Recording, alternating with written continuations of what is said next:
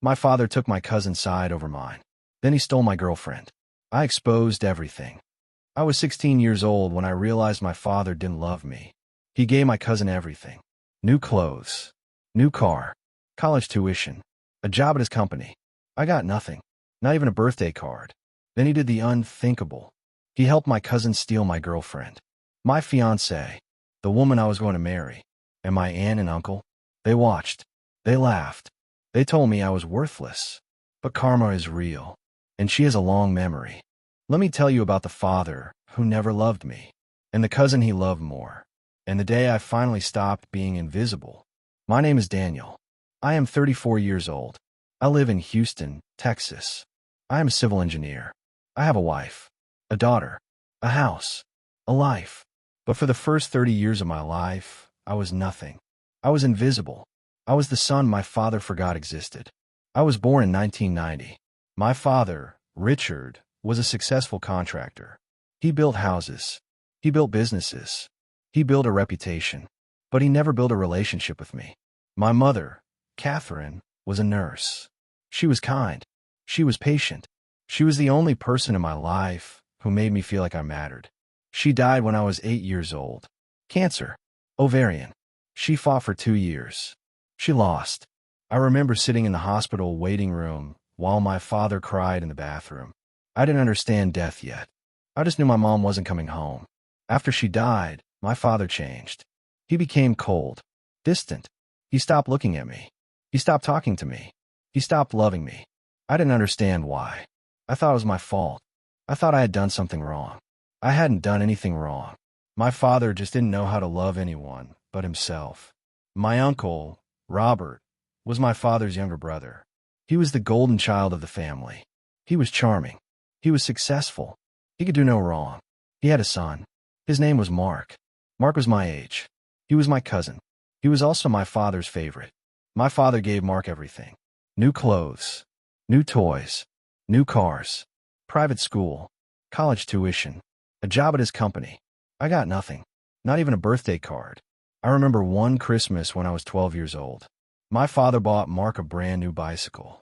Expensive, red, shiny, beautiful. He bought me a pair of socks. White, plain, cheap.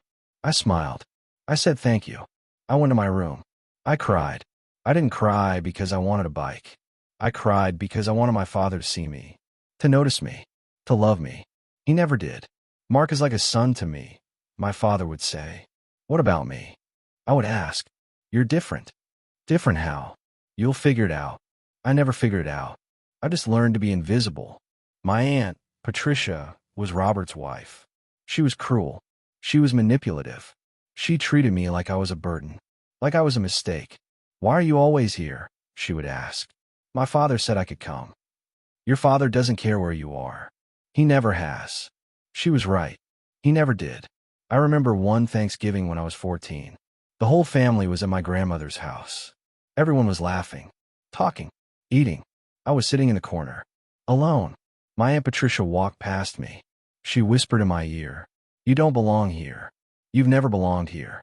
Why don't you just leave?" I didn't leave. I stayed. I sat in the corner. I didn't eat. I didn't talk. I just waited for the day to end. That was my life. That was my childhood. Alone. Invisible. Unloved. I was 15 years old when I realized my father didn't love me. I had just got my report card. Straight A's. I was proud of myself. I walked into the living room. My father was reading the newspaper. "Dad, look," I said. "I got straight A's." He didn't look up from his newspaper.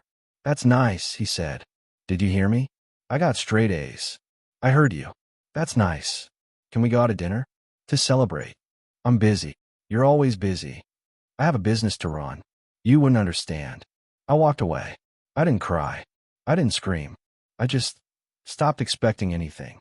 From that day on, I stopped trying to impress him. I stopped trying to get his attention. I stopped trying to be his son. I was 16 years old. I was already an orphan. My father was alive. He just didn't care. My mother had been dead for 8 years. My father was dead too. He just hadn't left yet. I started working after school. Fast food. Minimum wage. I saved every penny. I was going to college. I was going to escape. I was going to build a life without them. My father didn't help. He didn't offer. He didn't care. When I turned 18, I moved out. I had a small apartment, a used car, a job. I was on my own. I didn't tell my father. He didn't notice. I didn't tell my aunt. She didn't care. I didn't tell my uncle. He was too busy with his own life. I told my grandmother. She was the only person in the family who ever loved me. I'm leaving, I said. Where are you going? To college. To make something of myself. I'm proud of you, she said. Thank you. Your father. He doesn't know how to love. He never did. But that's not your fault. It's his. I know. Don't let him break you. I won't. She gave me an envelope. Inside was $500. It was her savings. Take it, she said. You'll need it. I can't take your money. You can. You will. You're going to be something. I can feel it. I took the money. I hugged her. I cried. She died 2 years later. I went to her funeral. My father was there. My uncle was there. My aunt was there. Mark was there. They didn't talk to me. I didn't talk to them. I sat in the back. I watched them pretend to be sad. I wasn't sad. I was angry. Angry that my grandmother had died. Angry that my father had never loved me. Angry that I was invisible. But I didn't stay angry. I didn't let it consume me. I focused on school. I worked hard. I graduated. I got a job. I built a career. I became successful. Not because of my family. Despite them. And I waited. I waited for the day they would need me. And they would come crawling back. That day came. And I was ready. Mark was everything my father wanted in a son. He was athletic. He was popular. He was charming. He could do no wrong. I was the opposite. I was quiet. I was awkward. I was invisible. I could do nothing right.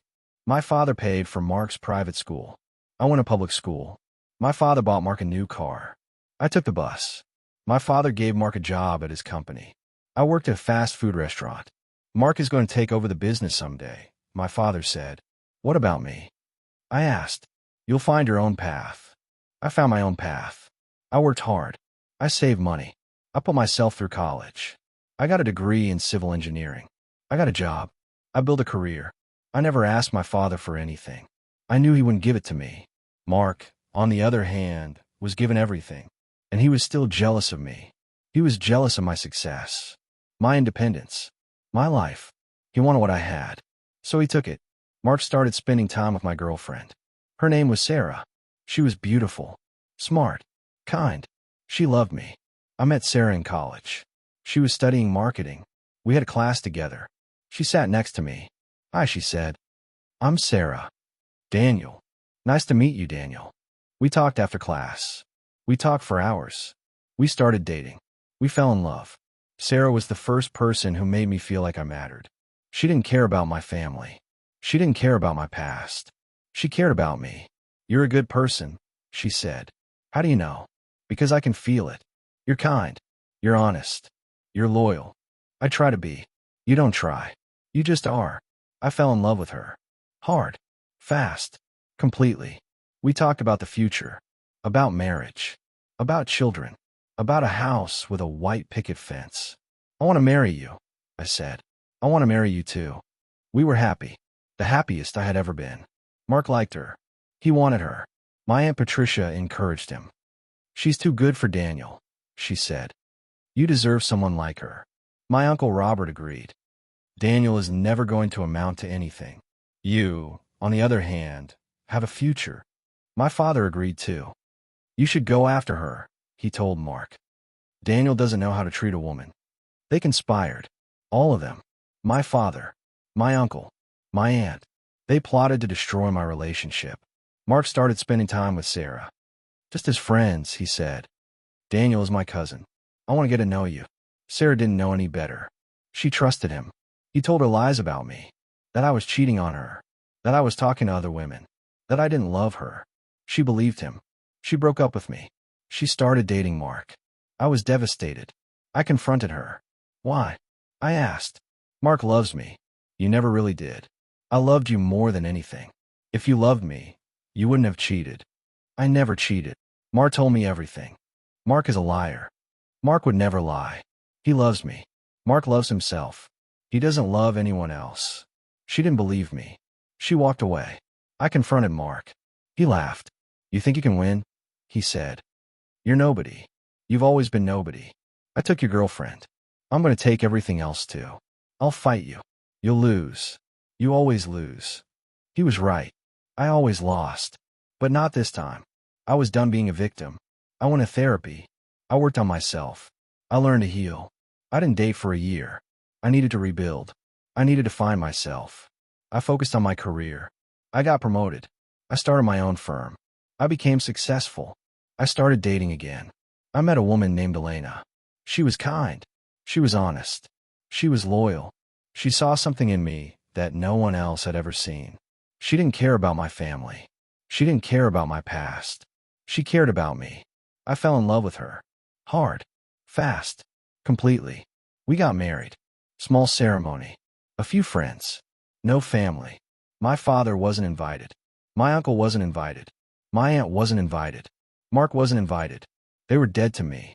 I built a life. A good life. A happy life. We had a daughter. Lily.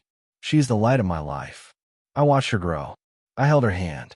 I read her stories. I told her I loved her every day. She will never know what it's like to be invisible, to be unloved, to be forgotten. I made sure of that. Meanwhile, my family was falling apart. Mark had taken over my father's company. He had run it into the ground. Bad investments. Poor management. Fraud. My father was sick. Cancer. Lung. He was dying. My Uncle Robert was in debt. He had lost everything in bad investments. His house. His savings. His retirement. My Aunt Patricia was alone. Her husband had left her. Her son had abandoned her. She had nothing. They had lost everything. They came to me, begging. After Mar stole my girlfriend, I thought I had hit rock bottom. I was wrong. My father, uncle, and aunt had bigger plans. They wanted to destroy me completely. My father called me into his office. I was 25 years old. I had just graduated from college. I had a job. I had a future. He sat behind his desk. He looked at me like I was a stranger. I've been thinking, he said. About what? Your future. Or lack thereof. What's that supposed to mean? You're not going to amount to anything. You know that, right? I have a degree. A job. A career. A degree in civil engineering? That's not a real career. You'll never make real money. I make enough. Enough for what? To live in a small apartment? To drive a used car? To be nothing. I'm not nothing. I'm your son. You're not my son. You're a reminder of my mistakes. I stood up. I walked to the door. Where are you going? He asked. I'm leaving. I'm done with you. I haven't told you the best part yet. I stopped. What? I'm cutting you out of my will. Everything I have is going to Mark. Everything. The house. The company. The investments. You get nothing. You can't do that. I can. I'm doing it. Why? Because you're not my son. You never were. Mark is my son. He's always been my son. I walked out. I didn't look back. I went to my apartment. I sat on my couch. I stared at the wall. I didn't cry. I didn't scream. I planned. I hired a lawyer. Her name was Ms. Chun. She was sharp. She was aggressive. She specialized in inheritance and fraud cases. I need to protect myself, I said. My father is cutting me out of his will. He's giving everything to my cousin. Do you have evidence? She asked. Not yet, but I will. You need to document everything. Every conversation. Every email. Every text message. Every transaction. I will. I hired a private investigator. His name was Frank. He was a former FBI agent. He was expensive. He was worth every penny. Find everything, I said. Every lie. Every manipulation. Every theft. Every conspiracy. Frank worked for 6 months. He interviewed witnesses. He subpoenaed records. He built a file. The file grew. Hundreds of pages. Evidence of everything. Bank statements showing my father had transferred assets to Mark. Emails between my father and my uncle planning to cut me out. Text messages from Mark bragging about stealing my girlfriend. I found evidence of fraud. My father had been hiding assets. He had been lying on his taxes. He had been stealing from his business partners. I found evidence of conspiracy. My Uncle Robert had been helping my father hide money. My Aunt Patricia had been helping them plan. I found evidence of abuse. Emotional abuse. Psychological abuse. Financial abuse. I had everything I needed to destroy them. But I didn't act. Not yet. I waited. I watched. I planned. I was patient. I was methodical. I was deadly. I started building my own empire. I worked hard. I got promoted. I started my own engineering firm. I grew it. I became successful. I was making more money than my father, more than my uncle, more than Mark. I was successful. They were not. I waited for the perfect moment. I waited for them to need me. That moment came, and I was ready. I focused on myself. I worked hard. I got promoted. I started my own engineering firm. I grew it. I became successful. I started dating again. I met a woman named Elena. She was kind. She was honest. She was loyal. She saw something in me that no one else had ever seen. She didn't care about my family. She didn't care about my past. She cared about me. I fell in love with her. Hard. Fast. Completely. We got married. Small ceremony. A few friends. No family. My father wasn't invited. My uncle wasn't invited. My aunt wasn't invited. Mark wasn't invited. They were dead to me. I built a life. A good life. A happy life. We had a daughter. Lily. She is the light of my life. I watched her grow. I held her hand. I read her stories. I told her I loved her every day. She will never know what it's like to be invisible, to be unloved, to be forgotten. I made sure of that. Meanwhile, my family was falling apart. Mark had taken over my father's company. He had run it into the ground. Bad investments. Poor management. Fraud. My father was sick. Cancer. Lung. He was dying. My Uncle Robert was in debt. He had lost everything in bad investments. His house. His savings.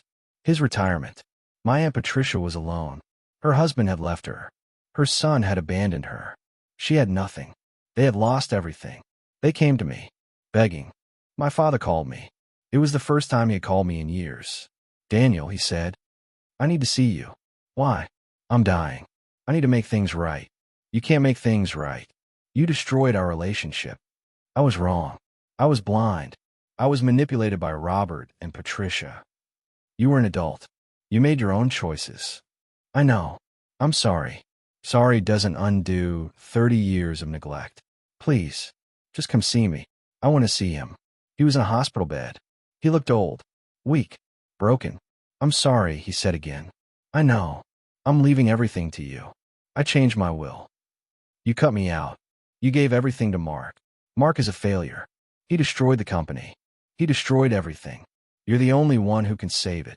I don't want to save it. I want to watch it burn. You're cruel. I learned from the best. I walked out. I didn't look back. My Uncle Robert came to my office. He was begging. Daniel, please. I need money. I lost everything. You lost everything because you were greedy. You lost everything because you conspired against me. You lost everything because you're a bad person. I'm sorry. You're not sorry. You're sorry you got caught. I'll do anything. You can leave. You can stop contacting me. You can die alone. He left. I never saw him again. My Aunt Patricia called me. She was crying. Daniel, I'm sorry. I was wrong. I should have been on your side. You were never on my side. You were always against me. Can you forgive me? I can. But I won't forget. What about your father? He's dying. He made his choices. Now he has to live with them. You're cold. I'm honest. There's a difference. I hung up. I never spoke to her again. Mark reached out too. He sent me a message on social media. Daniel, I'm sorry. I was jealous. I was stupid. I destroyed everything. Please forgive me. I responded. I forgive you, but I won't help you. You destroyed our friendship. You destroyed my relationship with my girlfriend. You destroyed everything. I have a new life now. You're not part of it. He didn't respond. My father died alone. In a hospital bed. No one was with him. I didn't go to the funeral. I didn't send flowers. I didn't pay my respects. He had stopped being my father a long time ago. I inherited nothing. I didn't need to. I had built my own empire. I was successful. I was happy. I was free. They had nothing. They were nobody. Karma is real, and she is beautiful. I am 34 years old. I have a wife who loves me, a daughter who adores me, a house that is mine, a life that is peaceful. I have everything. They have nothing. My father is dead. My Uncle Robert is in debt. My Aunt Patricia is alone. Mark is a failure. They all got what they deserved. If you're watching this and you have a toxic father, I want you to know something. You are not alone. You are not invisible. You are not worthless. You are enough. You always were. They just couldn't see it. I spent 30 years trying to earn my father's love. I never got it. I never would have gotten it. Because he was incapable of giving it. I stopped trying. I stopped caring. I built my own life. I built my own family. I built my own happiness. You can too. They will try to hold you back. They will try to destroy you. They will try to make you feel small. Don't let them. Walk away. Build your own empire. And when they come crawling back, say no. I said no. And it was the best decision I ever made. Thanks for listening. Subscribe to his Reddit Tales for more stories of family betrayal, sweet revenge, and karma that took years to serve.